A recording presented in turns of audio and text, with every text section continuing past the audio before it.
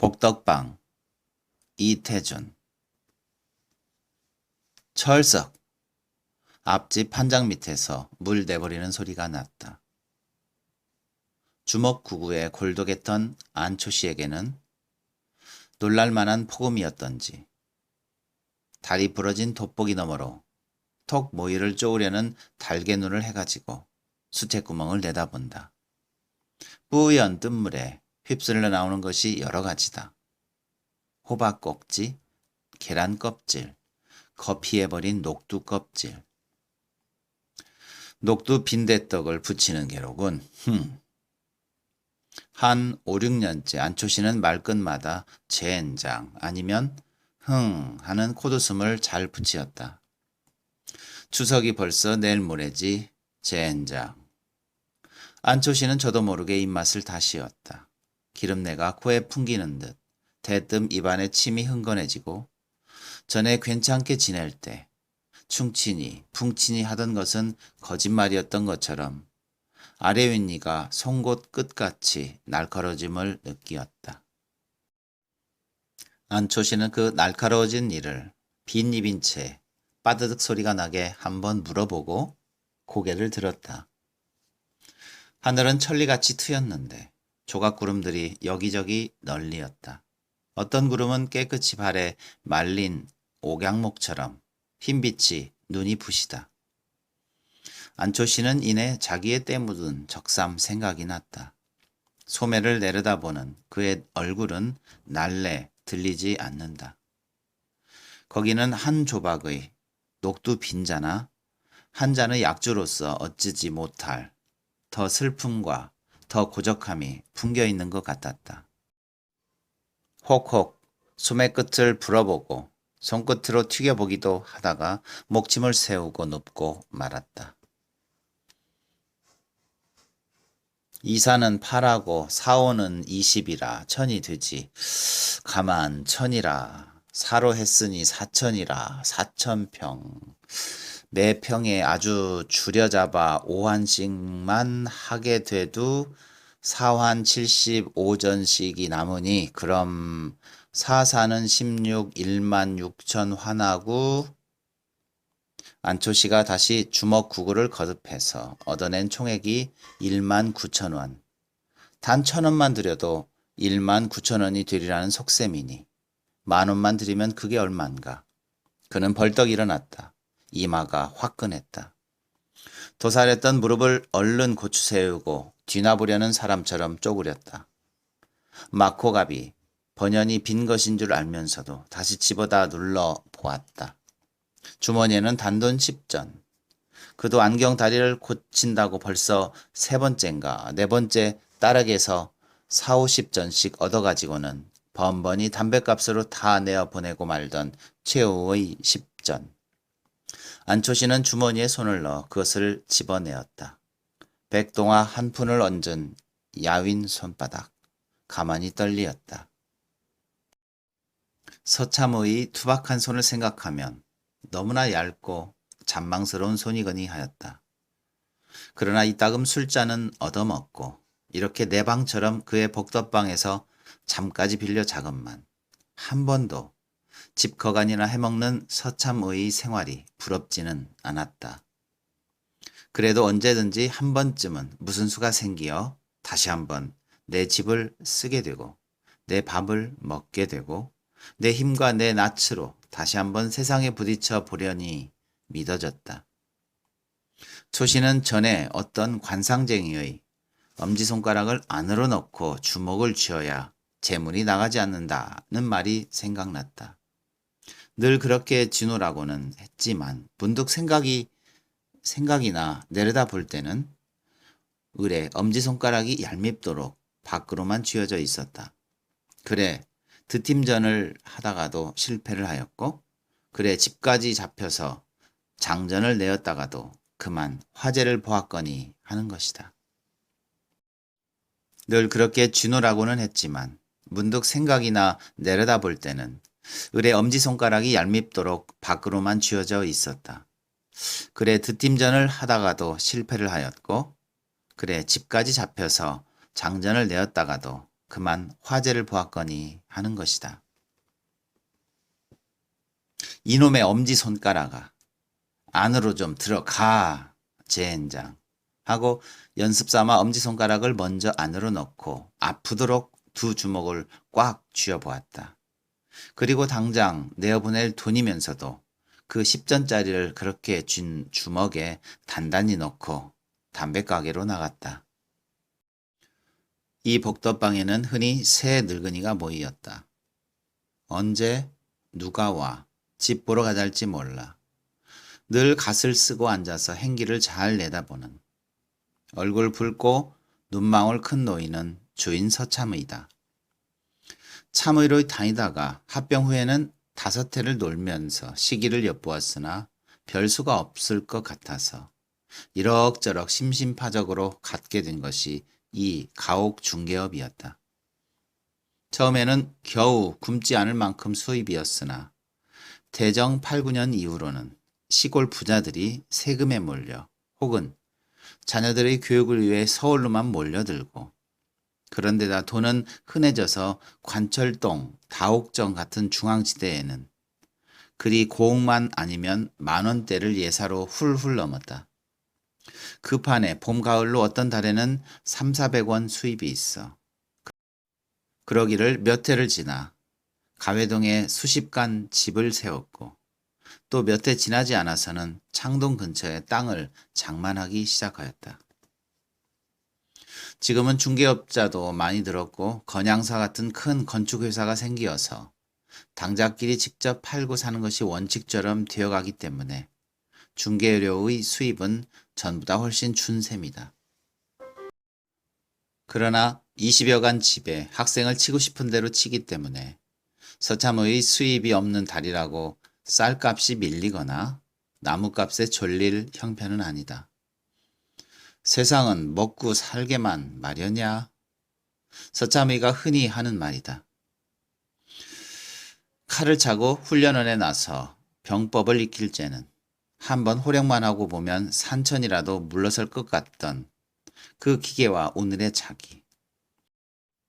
한낱 각해로 복덕방 영감으로 기생 갈부 따위가 사글새빵 한 칸을 얻어 달래도 네 하고 따라 나서야 하는 만민의 심부름꾼인 것을 생각하면 서글픈 눈물이 아니 날 수도 없는 것이다. 워낙 술을 즐기기도 하지만 어떤 때는 남몰래 이런 감회를 이기지 못해서 술집에 들어선 적도 여러 번이다. 그러나 호반들의 기계란 흔히 혈기에서 나오는 것이기 때문이지. 몸에서 혈기가 줄매 따라 그런 감회를 일으킴조차 요즘은 적어지고 말았다. 하루는 집에서 점심을 먹다 듣노라니 무슨 장사치의 외는 소리인데 아무래도 귀에 익은 목청이다. 자세히 귀를 기울이니 점점 가까이 오는 소리인데 제법 무엇을 사라는 소리가 아니라 유리병이라 간장통 팔 거 쏘 하는 소리이다. 그런데 그 목청이 보면 꼭 알 사람 같아 일어서 마루 들창으로 내어다 보니 이번에는 가만이나 신문 잡지나 팔 거 쏘 하면서 가만히 두어 개를 쥐고 한 손에는 저울을 들고 중노인이나 된 사나이가 지나가는데 아는 사람은 확실히 아는 사람이다. 그러나 그를 어디서 알았으며 성명이 무엇이며 애초에는 무엇을 하던 사람인지가 감감해지고 말았다. 오라 그렇군 분명 저런 하고 그는 한참 만에 고개를 끄덕이었다. 그 유리병과 간장통을 외는 소리가 골목 안으로 사라져갈 즈음에야 서참은은 그가 누구인 것을 깨달아낸 것이다. 동관 김참의. 나이는 자기보다 훨씬 연소하였으나 학식과 재기가 있는 데다 호령소리가 좋아 상관에게 늘 칭찬을 받던 청년 무관이었었다. 20여 년 뒤에 들어도 갈 데 없이 그 목청이요. 그 모습이었다. 전날의 그를 생각하고 오늘의 그를 보니 저기 감개에 사무치어 밥숟가락을 멈추고 냉수만 거듭 마시었다. 그러나 전에 혈기 있을 때와 달라 그런 기분이 오래가지는 않았다. 중학교 졸업반인 둘째 아들이 학교에 갔다 들어서는 것을 보고 또 싸전에서 쌀값 받으러 와 마누라가 선선히 시퍼런 지전을 내어 해는 것을 볼 때 서참의는 이내 속으로 거저 살아야지 별 수 있나. 저렇게 개가죽을 쓰고 돌아다니는 친구도 있는데. 에헴. 하였을 뿐 아니라 그런 절박한 친구에다 대면 자기는 얼마나 훌륭한 지체냐 하는 자존심도 없지 않았다. 지난 일 그까짓 생각할 건 뭐 있나. 사는 날까지. 허허. 여생을 웃으며 살 작정이었다. 그래 그런지 워낙 좀 실없는 티가 있는 데다 요즘 와서는 누구에게나 농짓거리가 늘어갔다. 그래 늘 눈이 달리고 뾰루통한 입으로는 말끝마다 젠장 소리만 나오는 안초시와는 성미가 맞지 않았다. 쫌보야, 술 한잔 사주랴? 쫌보라는 말이 자기를 업수히 여기는 것 같아서 안초시는 이내 발끈해가지고 내깟 놈 술 덜어 안 먹는다 한다. 화투패나 밤낮 때면 너희 어머니 살아온다댄? 하고 서참의가 발끝으로 화투땅들을 밀어 던지면 그만 얼굴이 새빨개져서 새근새근 하다가 부채면 부채, 담뱃값이면 담뱃값, 자기의 것을 냉큼 집어들고 다시 안 올 듯이 새침해 나가 버리는 것이다. 조개, 계집이문 천생 나무 첩감이야? 하고 서참의는 껄껄 웃어버리나 안초시는 이렇게 돼서 올라가면 한 이틀씩 보이지 않았다. 한 번은 안초시의 딸의 무용회 날 밤이었다. 안경화라고 한동안 토월회에도 다니다가 대판에 가 있으니 동경에 가 있으니 하더니 5, 6년 뒤에 무용가루라 이름을 날리며 서울에 나타났다. 바로 제1회 공연 날 밤이었다. 서참의가 조르기도 했지만 안초시도 딸의 사진과 이야기가 신문마다 나는 바람에 어깨가 으쓱해서 공표를 얻을 수 있는 대로 얻어가지고 서참의뿐만 아니라 여러 친구들을 돌라줬던 것이다. 저기 한가운데서 지금 한창 다릿짓 하는 게 자네 딸인가? 남은 다 멍멍이 앉았는데 서참의가 해괴한 것을 보는 듯 마땅치 않은 어조로 물었다. 무용이라는 건 문명국일수록 벗구한다네 그려. 얕기는 한 안초시는 미리 이런 대답으로 막았다. 모르겠네 원. 지금 총각놈들은 모두 등신인가 봐. 왜? 하고 이번에는 다른 친구가 타나였다. 우린 총각 시절에 저런 걸 보면 그냥 못배기네. 빌어먹을 녀석. 나이 값을 못하고 개야 저런 개. 벌써 안초시는 분통이 발끈거려서 나오는 소리였다. 한 가지가 끝나고 불이 환하게 켜졌을 때다. 도루 차라리 여배우 노릇을 댕기라고 그래라. 여배우는 그래도 저렇게 넓적다리 내놓고 덤비지 않더라. 그 자식 오지랖 경치게 넓네. 내가 안방 건넌방이 몇 칸이나 알았지. 뭘 쥐뿔이나 안다고 그래? 보기 싫건 나가렴. 하고 안초시는 화를 발끈 내었다. 그러니까 서참의도 안방 건넌방 말에 화가 나서 꽤 높은 소리로 넌 또 뭘 아니 이 쫌보야 하고 일어서 버리었다.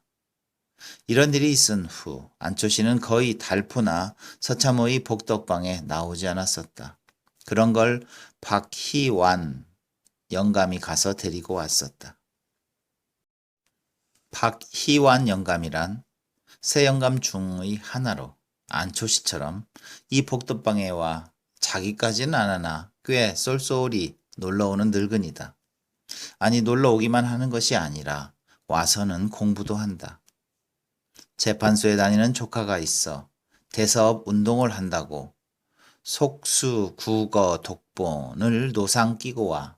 그 삼국지 읽던 투로 기인상, 독구에 유기 이마스까 어쩌고를 외고 있는 것이다.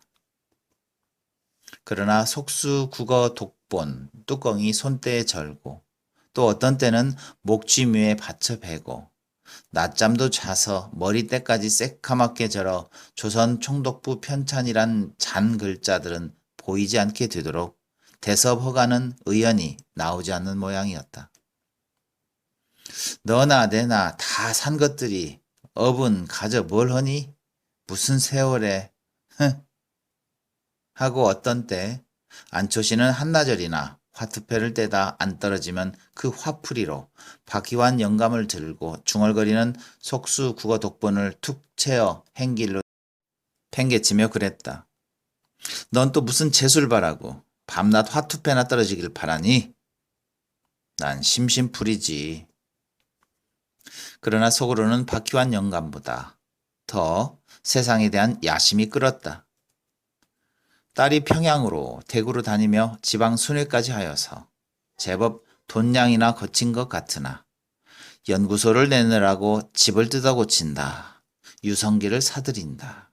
교제를 하러 돌아다닌다. 하느라고 더구나 귀찮게만 하는 이 애비를 위해 쓸 돈은 예산에부터 들지 못하는 모양이었다. 예, 낡은 솜이 돼 그런지 싹바느질이 돼 그런지 바지솜이 모두 치여서 어떤 땐 호도시야. 암만 해도 삿을 한 벌 사 입어야겠다. 하고 딸의 눈치만 보아오다. 한 번은 입을 열었더니 어련히 인제 사드리려고요. 하고 딸은 대답은 선선하였으나 샤스는 그의 겨울이 다 지나도록 구경도 못하였다.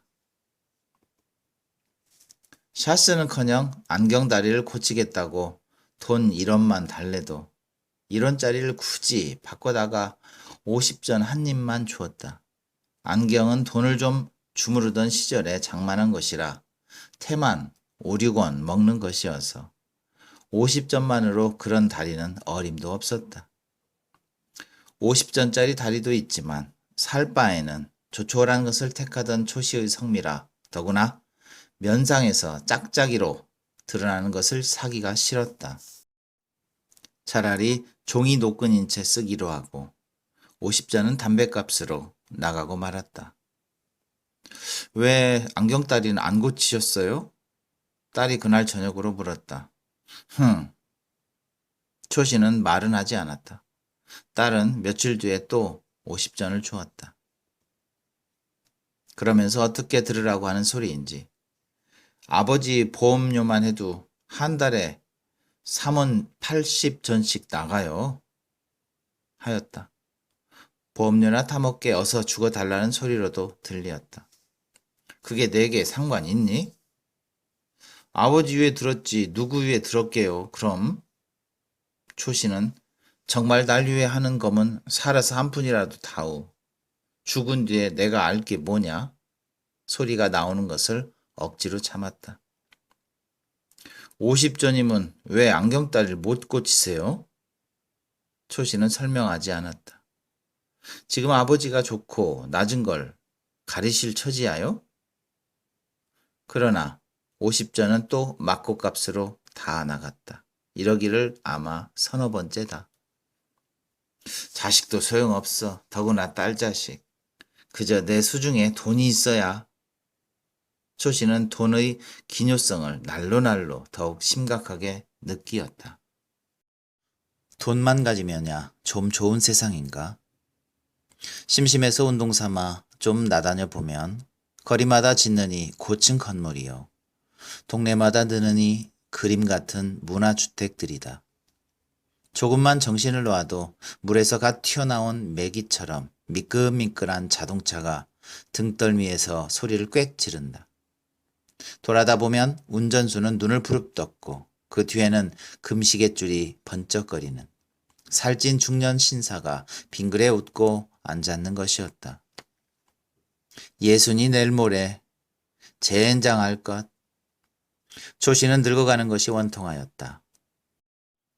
어떻게 해서나 더 늙기 전에 적게 돈 10,000원이라도 붙들어 가지고 내 손으로 다시 한번 이 세상과 교섭해 보고 싶었다.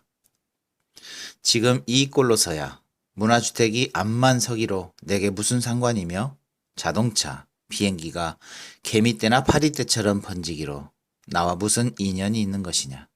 세상과 자기와는 자기 손에서 돈이 떨어진 그 즉시로 인연이 끊어진 것이라 생각되었다. 그러면 송장이나 다름없지 뭔가? 조씨는 이런 질문을 자신에게 던지는 지가 이미 오래였다. 무슨 수가 없을까? 또 무슨 그루터기가 있어야 비비지. 그러다도 그래도 돈량이나 엎질러 본 녀석이 벌기도 하는 게지 하고 그야말로 무슨 그루터기만 만나면 꼭 벌기는 할 자신이었다. 그러다가 박희환 영감에게서 들은 말이었다. 관변에 있는 모 유력자를 통해 비밀리에 나온 말인데 황해 연안에 제2의 나진이 생긴다는 말이었다. 지금은 관청에서만 알 뿐이나 축항 용지는 비밀리에 매수되었으므로 불어나여 당국자로부터 공표가 있으리라는 것이다. 그럼 거기가 황무진가? 전답들인가? 조씨는 눈이 빨개 물었다. 밭이라는데? 밭? 그럼 매평 얼마나 간다나? 좀 올랐대. 관청에서 사는 바람에 아무리 시골 사람들이기로 그만 눈치 없겠나. 그래도 무슨 일로 관청서 사는진 모르거든. 그래? 그래. 그리 오르진 않았대. 아마 평당 25륙 전씩이면 살 수 있다나 보대. 그러니 화중지병이지 뭘 하나 우리가. 조씨는 관자놀이가 욱신거리였다. 정말이기만 하면 한 시각이라도 먼저 덤비는 놈이 더 먹는 판이다. 나진도 5, 6전 하던 땅이 한번 개항된다는 소문이 나자 당년으로 5, 6전의 100배 이상이 올랐고 3, 4년 뒤에는 땅 나름이지만 어떤 요지는 1000배 이상이 오른 데가 많다. 다 산 나이에 오래 끌 건 뭐 있나. 당년으로 넘겨도 최소한도 5안씩이야 무려할 테지. 혼자 생각한 초씨는 대관절 어디란 말이야 거기가? 하고 나앉으며 물었다. 그걸 낸들 아나? 그럼 그 모씨라는 이만 알지. 그리게 날들어 단 10,000원이라도 자본을 운동하면 자기는 거기서도 어디가 요지라는 걸 설계도를 복사해낸 사람이니까 그 요지만 산단 말이지. 그리고 많이도 바라지 않어. 비용 죄다 지치고 순이익의 2할만 달라는 거야. 그럴 테지. 누가 그런 자국을 일러주고 구경만 하자겠나? 2할이라 2할. 초씨는 생각할수록 이것이 훌륭한 그 무슨 그루터기가 될 것 같았다. 나진의 설례도 있거니와 박희환 영감말이 만주국이 되는 바람에 중국과의 관계가 미묘해지므로 황해 연안에도 을에 나진과 같은 사명을 갖는 큰 항구가 필요할 것은 우리 상식으로도 추측할 바이라 하였다. 조씨의 상식에도 그것을 믿을 수 있었다. 오늘은 오래간만에 피존을 사서 거기서 아주 한 대를 피워 물고 왔다. 어째 박희환 영감이 종일 보이지 않는다. 다른 데로 자금 운동을 다니나 보다 하였다. 서참의는 점심 전에 나간 사람이 어디서 흥정을 한 자리 떨어지느라고인지 아직 돌아오지 않는다. 안초씨는 미닫이 틀 위에서 낡은 화투를 꺼내었다. 이것 봐라. 여간에서 잘 떨어지지 않던 거북패가 단번에 뚝 떨어진다. 누가 옆에 있어 좀 봐줬으면 싶었다. 아무래도 이게 심상치 않어. 오늘 재수가 티나보다. 초씨는 반도 타지 않은 담배를 행길로 내어 던졌다. 출출하던 판에 담배만 몇 대 피고 나니 목이 컬컬해진다. 앞집 수채에는 뜸에 떠내려가다 막힌 녹두 껍질이 그저 누렇게 보인다. 오냐, 내년 추석엔 초씨는 이날 저녁에 박희환 영감에게서 들은 이야기를 딸에게 하였다. 실패는 했을지라도 그래도 십수년을 상업계에서 논 안초시라 출자를 권유하는 수장만은 딸이 듣기에도 딴 사람 듯 놀라웠다. 딸은 즉석에서는 가부를 말하지 않았으나 그의 머릿속에서도 이내 잊혀지지는 않았던지 다음날 아침에는 딸 편이 먼저 이 이야기를 다시 꺼내었고 초씨가 박희환 영감에게 묻던 이상으로 시시콜콜이 캐어물었다. 그러면 초씨는 또 박희환 영감 이상으로 손가락으로 가리키듯 소상히 설명하였고 1년 안에 청장을 하더라도 최소한도로 50배 이상의 순수익이 날 거라 장담하였다. 딸은 솔깃했다. 사흘 안에 연구소 집을 어느 신탁회사에 넣고 3,000원을 돌리기로 하였다. 초씨는 금시 발복이나 뛴 듯 뛰고 싶게 기뻤다. 서참의 이놈, 날 은근히 멸시했겄다. 내 굳이 널 시켜 내 집보다 난 집을 살 테다. 내까진 놈이 천생 각회지 별거냐? 그러나 신탁회사에서 돈이 드는 날은 웬 처음 보는 청년 하나가 초씨의 앞을 가리며 나타났다. 그는 딸의 청년이었다. 딸은 아버지의 손에 단 일전도 넣지 않았고 꼭 그 청년이 나서 돈을 쓰며 처리하게 하였다. 처음에는 팩 나오는 노염을 참을 수가 없었으나 며칠 밤을 지내고 나니 적어도 3,000원의 순수익이 5, 6만 원은 될 것이라. 10,000원 하나야 어디로 가랴 하는 타협이 생기어서 안초씨는 으슬으슬 그 이를테면 사위녀석 격인 청년의 뒤를 따라 나섰다. 1년이 지났다. 모두 꿈이었다. 꿈이라도 너무 악한 꿈이었다. 3,000원어치 땅을 사놓고 날마다 신문을 훑어보며 수소문을 하여도 거기에는 축항이 된단 말이 신문에도 소문에도 나지 않았다. 용당포와 다사도에는 땅값이 30배가 올랐느니 50배가 올랐느니 하고 졸부들이 생겼다는 소문이 있어도 여기는 감감소식일 뿐 아니라 나중에 역시 이것도 박희환 영감을 통해 알고 보니 그 관변 모씨에게 박희환 영감부터 소가 떨어진 것이었다. 축항 후보지로 측량까지 하기는 하였으나 무슨 결점으로인지 중지되고 마는 바람에 너무 기민하게 거기다 땅을 샀던 그 모씨가 그 땅 처치에 곤란하여 꾸민 연극이었다. 돈을 쓸 때는 1원짜리 한 장 만져도 못 봤지만 벼락은 초씨에게 떨어졌다. 서너 끼씩 굶어도 밥 먹을 정신이 나지도 않았거니와 밥을 먹으러 들어갈 수도 없었다. 재물이란 친자간의 의리도 배추 및 돌이듯 하는 건가? 탄식할 뿐이었다. 밥보다도 술과 담배가 그리웠다. 물론 안경다리는 그저 못고치었다.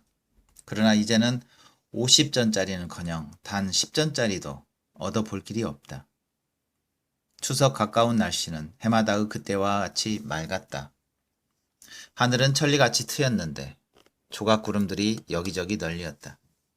어떤 구름은 깨끗이 발에 말린 옥양목처럼 흰빛이 눈이 부시다. 안초씨는 이번에도 자기의 때 묻은 적삼 생각이 났다. 그러나 이번에는 소매 끝을 불거나 떨지는 않았다. 고요히 흘러내리는 눈물을 그 더러운 소매로 닦았을 뿐이다. 여름이 극성스럽게 덥더니 추위도 그럴 징조인지 예년보다 무서리가 일찍 내리었다. 서자무가 늘 지나다니는 식은 관사에는 울타리가 넘게 피었던 코스모스들이 끓는 물에 데쳐낸 것처럼 시커멓게 무르녹고 말았다. 참외는 머리가 띵하였다. 요즘 와서 울기 잘하는 안초씨를 한번 위로해 주려 어저녁에는 데리고 나와 청요리집으로 추탕집으로 새로 2점을 치도록 돌아다닌 때문 같았다.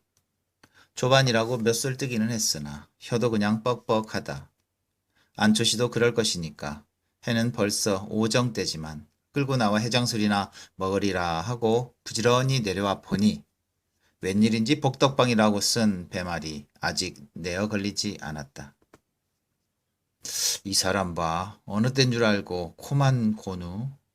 그러나 코 고는 소리는 들리지 않았다.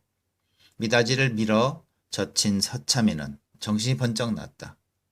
안초시의 입에는 피, 얼굴은 잿빛이었다. 방 안은 움속처럼 음습한 바람이 휘잉 끼친다. 아니? 참이는 우선 미닫이를 닫고 눈을 비비고 초씨를 들여다보았다. 안초씨는 벌써 아니요. 안초씨의 시체일 뿐. 둘러보니 무슨 약병인 듯한 것 하나가 굴러져 있다. 참이는 한참 만에야 이 일이 슬픈 일인 것을 깨달았다. 허, 파출소로 갈까 하다 그래도 자식한테 먼저 알려야겠다 하고 말만 듣던 그 안경화 무용연구소를 찾아가서 안경화를 데리고 왔다. 딸이 한참 울고 난 뒤다. 관청에 어서 알려야지. 아니야요. 아스세요. 딸은 벌쩍 뛰었다. 아스라니? 저라니? 제 명예도 좀 하고 그는 애원하였다. 명예? 안 될 말이지. 명예를 생각하는 사람이 애비를 저 모양으로 세상 떠나게 해? 안경화는 엎드려 다시 울었다. 그러다가 나가려는 서참의 다리를 끌어안고 놓지 않았다. 그리고 절 살려주세요. 소리를 몇 번이나 거듭하였다. 그럼 비밀은 내가 지킬 테니 나 하자는 대로 할까? 네. 서참은 다시 앉았다. 부친위에 보험 든 거 있지? 네. 간이 보험이야요. 무슨 보험이든 얼마나 타게 되노? 480원이요. 부친위에 들었으니 부친위에 다 써야지? 그럼요. 에헴. 그럼 돌아가니가 늘 속사슬 입구퍼 했어. 상등 텃사슬을 사다 입히고 그 위에 진경으로 수위 1습 구색 맞춰 짙게 허구. 선산 있나? 묻힐 데가? 웬걸요? 없어요. 그럼 공동묘지라도 특등지로 널찍하게 사고 장례식을 장하게 해야 말이지 초라하게 해버리면 내가 그저 안 있을 거여. 알아들어? 네. 하고 안경화는 그제야 핸드백을 열고 눈물 젖은 얼굴을 닦았다. 안초시의 소위 연결식이 그 딸의 연구소 마당에서 열리었다. 서참이와 박희환 영감은 술이 거나하게 취해갔다. 박희환 영감이 뭘 잡혀서 가져왔다는 부의 2원을 서참이가 장례비가 넉넉하니 자네 돈 그 계집애 줄 거 없네 하고 우선 술집에 들러 거나하게 곱빼기들을 한 것이다. 연결식장에는 제법 반반한 조객들이 모여들었다. 예복을 차리고 온 사람도 두어 있었다. 모두 고인을 알아온 것이 아니요. 무용가 안경화를 보아온 사람들 같았다. 그 중에는 고인의 슬픔을 알아 우는 사람인지 덩달아 기분으로 오는 사람인지 눈물을 삼키느라고 킥킥하는 사람도 있었다. 안경화도 제법 눈이 젖어가지고 신식 상복이라나 공단 같은 새카만 양복으로 관 앞에 나와 향불을 놓고 절하였다. 그 뒤를 따라 한 20명의 관 앞에 와 꾸벅거리었다. 그리고 무엇라고 짓거리고 나가는 사람도 있었다. 그들의 분향이 거의 끝난 듯하였을 때 에헴 하고 얼굴이 시뻘건 서참이도 한마디 없을 수 없다는 듯이 나섰다. 향을 한 움큼이나 집어놓아 연기가 시커멓게 올라솟더니 불이 일어났다. 후 불을 끄고 수염을 한번 쓰다듬고 절을 했다. 그리고 다시 햄 하더니 조사를 하였다. 나 서참일세 알겠나?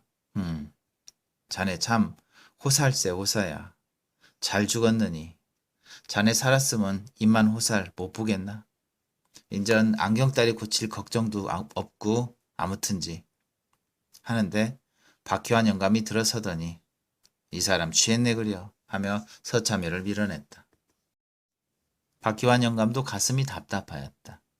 분양을 하고 무슨 소리를 한마디 했으면 속이 후련히 트일 것 같아서 잠깐 멈칫하고 서 있어 보았으나 흐흐흐 하고 울음이 먼저 터져 그만 나오고 말았다. 서참이와 박효한 영감도 묘지까지 나갈 작정이었으나 거기 모인 사람들이 하나도 마음에 들지 않아 도로 술집으로 내려오고 말았다.